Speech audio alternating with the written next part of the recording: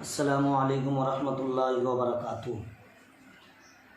آپ نے جو سوال کیا کہ آج کل آدمی کثرت سے قدم قدم پہ جھوٹ بولتے ہیں، جھوٹ کے حوالے سے آپ نے پوچھا، تو بات یہ سمجھ میں آ گئی۔ آپ جو پوچھنا چاہتے ہیں کہ جھوٹ بولنا کتنا بڑا گناہ ہے اور جھوٹ سے اللہ ناراض ہوتا ہے یا نہیں۔ جھوٹ کے بارے میں دیکھیے، قرآن پاک میں متعدد جگہوں پر بتایا گیا ہے جھوٹ گناہ کبیرہ ہے، جھوٹ سے اللہ تبارک و تعالی ناراض ہوتا ہے۔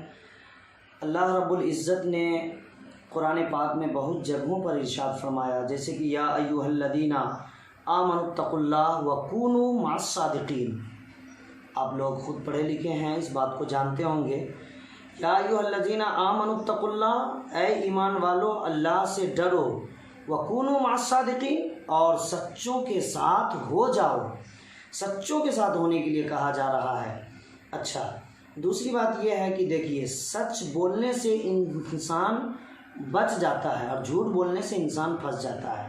کبھی کبھار ہوتا ایسا ہے کہ ایک جھوٹ بولنے کے بعد انسان اس کو سچ ثابت کرنے کے لیے اسے 100 جھوٹ بولنے کی نوبت آ جاتی ہے۔ اللہ رب العزت نے قرآن پاک میں کیا فرمایا؟ انما یفتری الکذب الذین لا یؤمنون بآیات اللہ واولئک هم الکاذبون۔ جھوٹ افطرا تو وہی لوگ کیا کرتے ہیں جو اللہ تبارک و تعالیٰ پہ، یعنی جن کے پاس سمجھ لیجئے خدا کی آیتوں پر ایمان جو نہیں رکھتے ہیں، وہی جھوٹ بولا کرتے ہیں اور وہی لوگ جھوٹے ہیں، ایسا کہا گیا قرآن پاک میں۔ دوسری جگہ اللہ رب العزت ارشاد فرماتا ہے فاجتنبوا الرجس من الاوثان واجتنبوا قول الزور۔ تو بتوں کی پلیدی سے بچو اور جھوٹی بات سے اجتناب کرو، پرہیز کرو، بچو۔ اب بتائیے، اللہ رب العزت قرآن پاک میں جھوٹ سے بچنے کے لیے کہہ رہا ہے۔ دوسری جگہ اللہ رب العزت نے ارشاد فرمایا لعنت اللہ علی الکاذبین، جھوٹوں پر اللہ کی لعنت ہو۔ اب بتائیے کہ اللہ رب العزت نے کیا کہا؟ جھوٹوں پر اللہ کی لعنت ہو۔ اللہ کے حبیب صلی اللہ تعالیٰ علیہ وسلم ارشاد فرماتے ہیں ان الکذب فجور وان الفجور یہدی الی النار، یعنی جھوٹ فسق و فجور ہے اور فسق و فجور کرنے والا، یہ فسق و فجور جہنم میں لے جانے والا عمل ہے۔ اب بتائیے کہ آج کل کا انسان قدم قدم پہ جھوٹ بولتا ہے۔ آپ خود غور کیجئے نا کہ آپ جن 10 لوگوں کے سامنے بیٹھتے ہیں، کسی طرح کی بات ہو گئی، آپ سے غلطی ہو گئی، تو آپ کے گاؤں کے سماج کے لوگ کیا بولتے ہیں آپ سے کہ اگر آپ سچ سچ بول دو گے نا تو آپ کو چھوڑ دیا جائے گا۔ اب بتائیے، آپ کے سامنے جو انسان ہے وہ بولتا ہے کہ سچ بولو گے تو چھوڑ دیا جائے گا، یعنی وہ جان رہا ہے کہ آپ نے غلطی کی ہے، لیکن اگر آپ نے سچ سچ قبول کر لیا تو آپ کو معاف کر دیا جائے گا، چھوڑ دیا جائے گا۔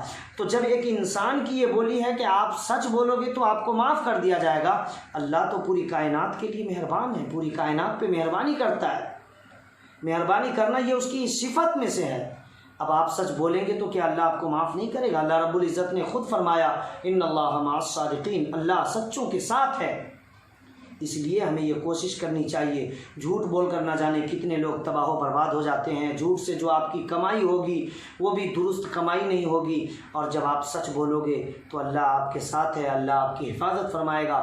البتہ اتنا ہو سکتا ہے کہ اگر آپ کسی موقع سے آپ کے کوئی غلط قدم اٹھ جائیں اور آپ نے سچ بولا، جس کی بنا پر آپ کو کچھ سزا مل سکتی ہے، کچھ تکالیفیں دی جا سکتی ہیں، کچھ مصیبتوں کا سامنا کرنا پڑ سکتا ہے، لیکن آپ اللہ کی بارگاہ میں آپ 10 لوگوں کے بیچ جھوٹ کو سچ بول کر، یعنی جھوٹ کو چھپا کر، سچ کو جو ہے جھوٹ بول کر، اسے سچ کو چھپا کر جھوٹ بول کر آپ بچنا چاہیں گے، یہ 10 لوگوں کے بیچ تو بچ جائیں گے۔ آپ گاؤں سماج معاشرے کے لوگوں کے سامنے تو آپ بچ کر نکل سکتے ہو، لیکن میرے دوست آپ غور کرو، کل قیامت کے میدان میں اللہ کی پکڑ سے کیا آپ بچ جاؤ گے؟ اللہ کی پکڑ اور اس کی گرفت کتنی سخت ہے آپ کو معلوم نہیں؟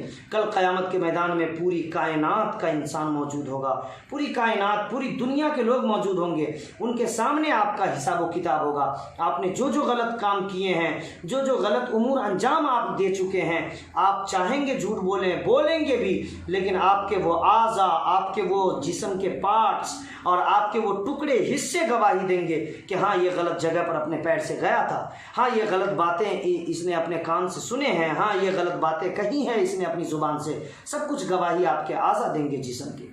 اب بتائیے کیا منہ دکھاؤ گے وہاں اللہ رب العزت کے نزدیک؟ اس لیے میرے دوست، اللہ کے حبیب صلی اللہ تعالیٰ علیہ وسلم نے جو ارشاد فرمایا، ان الکذب فجور وان الفجور یہدی الی النار، کہ بے شک جھوٹ فسق و فجور ہے اور یہ فسق و فجور جہنم میں لے جانے والا عمل ہے۔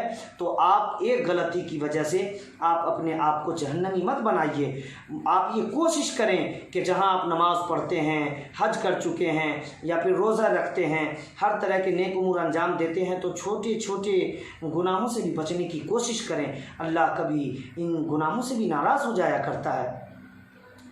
آپ چھوٹے چھوٹے گناہوں کو چھوٹا گناہ سمجھ کے آپ مت کریں۔